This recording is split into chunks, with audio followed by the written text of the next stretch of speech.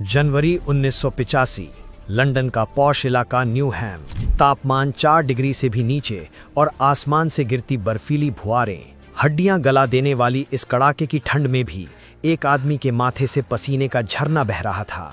उसकी सांसें उखड़ी हुई थीं, दिल छाती फाड़कर बाहर आने को बेताब था और हाथ पैर सूखे पत्तों की तरह बुरी तरह कांप रहे थे। ये खौफ किसी भूत प्रेत का नहीं, बल्कि एक ऐसी दर्दनाक मौत का था जो पकड़े जाने पर उसे मिलने वाली थी।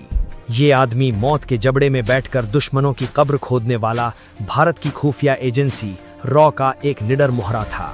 इस आदमी का नाम था तारिक सिद्दीकी, एक पाकिस्तानी जो लंदन में बैठे एक खूंखार ISI हैंडलर अब्दुल खान के घर माली का काम कर रहा था।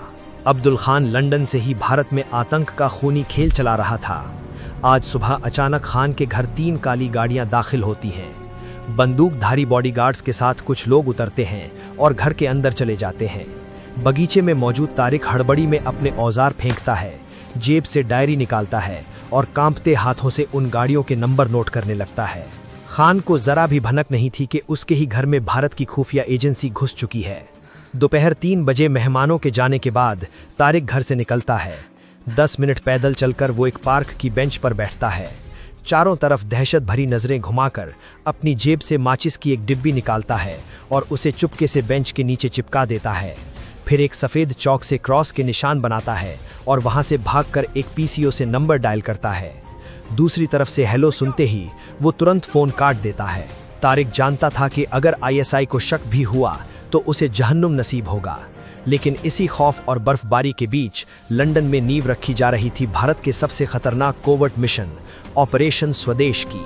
तारिक की छोड़ी वो माचिस की डिब्बी सिर्फ एक इशारा नहीं थी, वो एक सुलगती चिंगारी थी जिसकी आग सीधा पेरिस पहुंचने वाली थी। पेरिस के मशहूर कैफे डे फ्लोर के कोने में बैठा एक भारतीय शख्स पिछले 2 घंटे से एक खुफिया रिपोर्ट में डूबा हुआ था। ये शख्स था संजीव जिंदल, रॉ का खतरनाक अंडरकवर सीनियर रेजिडेंट। इस रिपोर्ट ने उसकी रातों की नींद उड़ा रखी थी। Report British immigration officer Clark Ali ने भेजी थी, जो रॉ का ही मोहरा था। रिपोर्ट में खौफनाक सच छिपा था। अब्दुल खान और खालिस्तानी आतंकी BN संधू की गुप्त मुलाकातें। सबसे डरावनी बात थी कि संधू 2 महीने के लिए गायब होकर सीधे ISI के गढ़ इस्लामाबाद होकर आया था। अगर ये आतंकी पाकिस्तानी सेना के पूरी तरह हद से चढ़ गया तो भारत के लिए एक नया भस्मासुर खड़ा हो जाता। ये खबर तूफान की तरह रॉ के नई दिल्ली हेडक्वार्टर में खुफिया अफसर मनोज भारद्वाज की मेज पर पहुंची। भारद्वाज समझ चुके थे कि पानी सिर के ऊपर से बह रहा है। विदेशी सरकार तो इन आतंकियों को शरण देकर अपनी आंखें मूंदे बैठी थी। गुस्से से भरे जिंदल ने भारद्वाज से 2 तुक कहा, सर, हमें कुछ भी करके संधू को ट्रैप करना होगा। विदेशी धरती पर खून बहाने के भारी रिस्क के बावजूद भारद्वाज के मुंह से वो शब्द निकल ही गए जिन्हें सुनने के लिए जिंदल तरस रहा था। तो तुम कोवर्ट ऑपरेशन करना चाहते हो, ठीक है। बंद कमरों और खुफिया फाइलों के बीच मौत के इस खेल का खाका तैयार हुआ। भारद्वाज ने कुछ देर सोचा और मिशन का नामकरण किया, स्वदेश, ऑपरेशन स्वदेश। एक ऐसा खूंखार मिशन जहां विदेशी धरती पर घुसकर भारत के दुश्मनों को चुन चुनकर जहन्नुम भेजना था। ऑपरेशन स्वदेश को अपनी खूंखार मंजिल तक पहुंचाने के लिए रॉ एजेंट संजीव जिंदल को अपने सबसे खतरनाक मोहरे की सख्त जरूरत थी, सोफी। वियना में बैठी ऑस्ट्रिया की ये नागरिक रॉ की एक बेहद शातिर अंडरकवर एजेंट थी। सोफी का खौफनाक अतीत रॉ की ताकत और क्रूरता का वो जीता जागता सबूत था, जिसे याद करके आज भी दुश्मनों की रूह कांप जाती थी। कहानी कुछ साल पुरानी है। ऑस्ट्रिया के ग्रास शहर में आसिफ नाम का एक पाकिस्तानी खुलेआम भारत में आतंकवाद का जहर घोल रहा था। जब हदें पार हो गई तो जिंदल ने तय कर लिया कि अब आसिफ का नर्क लोक का टिकट काटना ही होगा। इस डार्क ऑपरेशन के लिए जिंदल ने सोफी को एक्टिवेट किया। सोफी ने अमेलिया नाम की एक बेहद खूबसूरत और कातिलाना महिला एसेट को इस खूनी खेल के लिए चुना। शिकार के लिए अमेलिया को पूरी तरह से बदल दिया गया। उसके सुनहरे बाल काले कर दिए गए, नीली आंखों पर भूरे रंग के लेंस चढ़ा दिए गए और कड़े डाइट प्लान से उसे मौत का एक परफेक्ट छलावा बना दिया गया। एक सर्द रात शराब और शबाब का अंधा शौकीन आसिफ स्टीरिया के मशहूर प्रोपेलर बार में दाखिल हुआ। ड्रिंक ऑर्डर करते ही उसकी नजरें वहां अकेली बैठी उस रहस्यमयी हुस्न की मल्लिका अमेलिया पर पड़ी। आसिफ अपना दिल हार बैठा। अमेलिया की एक कातिलाना मुस्कान ने उसे मौत के जाल में खींच लिया। रात के 2 बजे तक नशीली आंखों और शराब के प्यालों के बीच बातचीत चलती रही। नशे में धुत आसिफ ने अमेलिया को घर छोड़ने की पेशकश की। गाड़ी में बैठते ही आसिफ की हवस बेकाबू होने लगी। वो एक जानवर की तरह अमेलिया पर झपटने लगा, लेकिन अमेलिया ने उसे पीछे ढकेलते हुए अपनी मखमली आवाज में कहा, गाड़ी में सब कुछ करोगे क्या? घर चलते हैं ना। हवस की आग में जलता आसिफ उसे तुरंत अपने घर ले आया।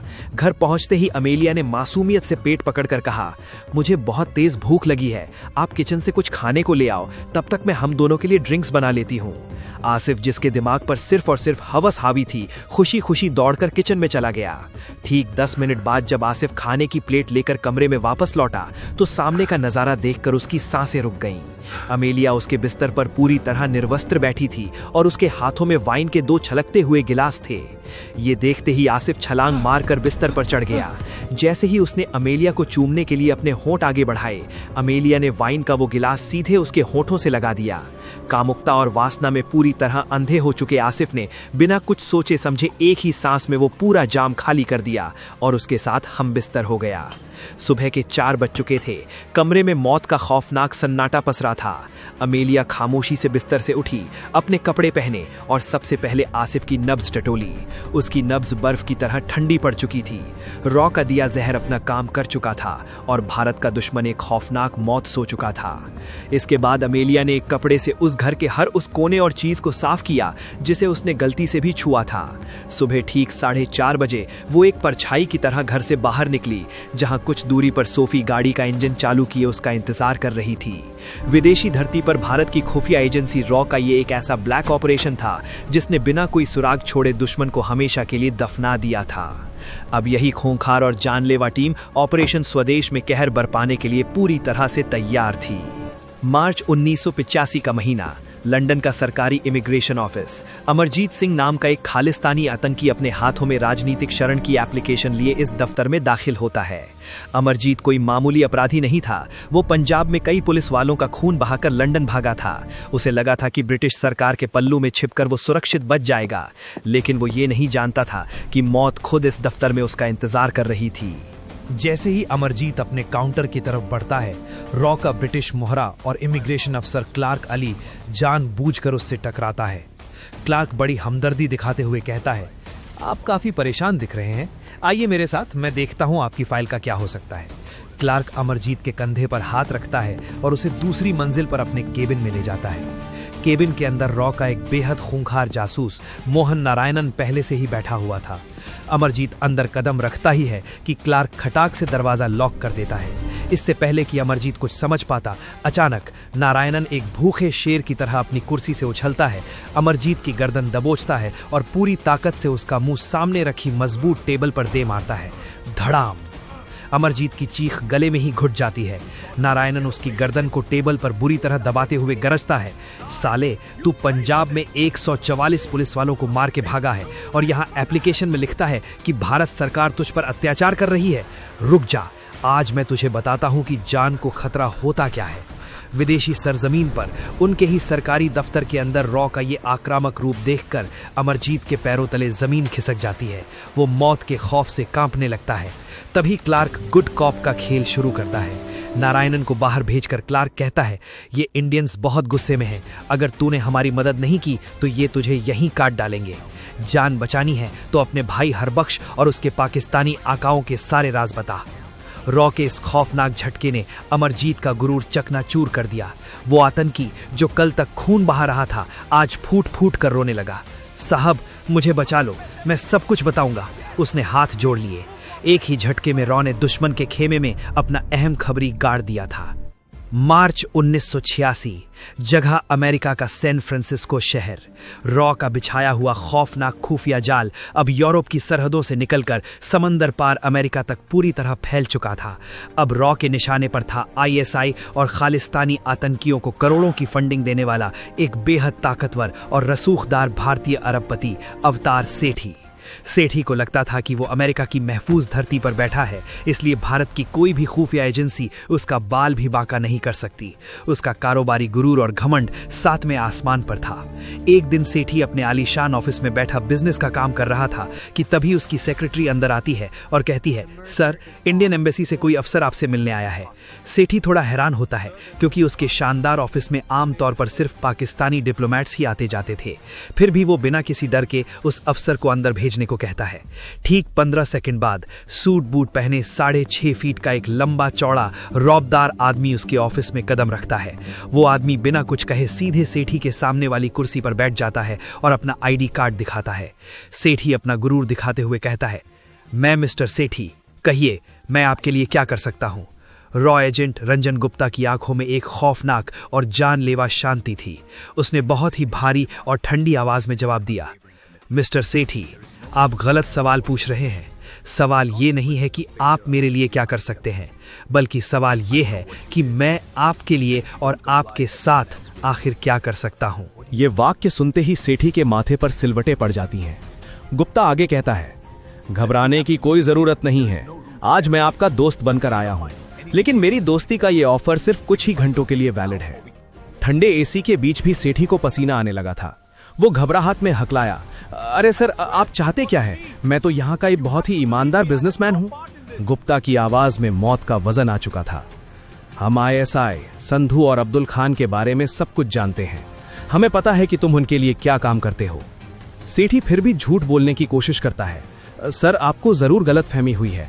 मैं खान या संधू किसी को नहीं जानता।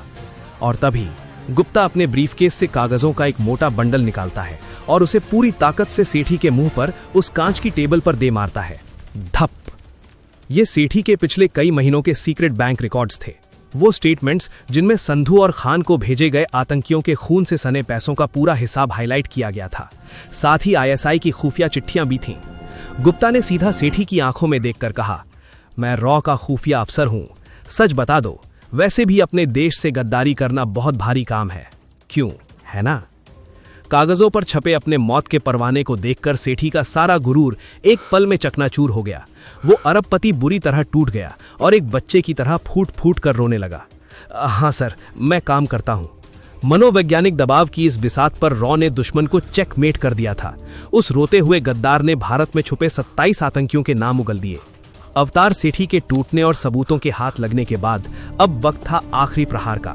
रॉ के पास अब इतने पुख्ता और खूंखार सबूत थे कि विदेशी सरकारें भी उन्हें नजरअंदाज नहीं कर सकती थीं। भारत के प्रधानमंत्री राजीव गांधी ने ब्रिटेन की प्रधानमंत्री मैग्रेट थैचर से सीधी बात की।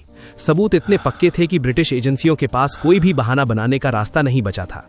और फिर आया वो दिन। लंदन में बैठे खालिस्तानी आतंकी BN संधू के दरवाजे पर अचानक एक भारी दस्तक होती है।